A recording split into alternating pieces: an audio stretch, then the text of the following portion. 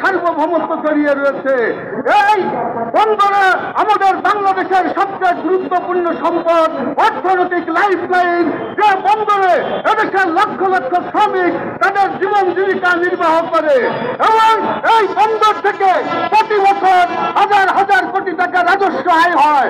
যদি এই বন্দর বিদেশিদের দেওয়া হয় তাহলে এই রাজস্ব আমাদের দেশে না যেয়ে বিদেশে চলে যাবে, আমাদের দেশের শ্রমিকরা বেকার হবে, তারা নির্যাতনের শিকার হবে, সর্বোপরি আমাদের স্বাধীনতা সার্বভৌমত্ব হুমকির সম্মুখীন। তাই এই বন্দর রক্ষা আন্দোলন থেকে আমরা কোনোভাবে এই বন্দর ইজারা মেনে নেব না।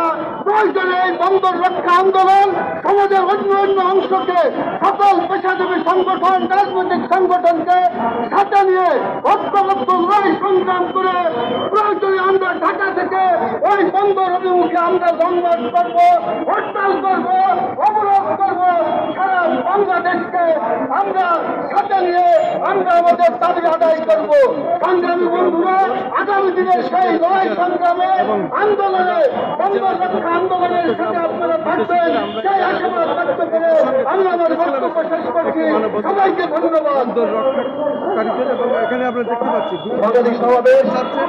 সমাবেশের এই পর্যায়ে বক্তব্য রাখবেন বাংলাদেশ ছাত্র ইউনিয়ন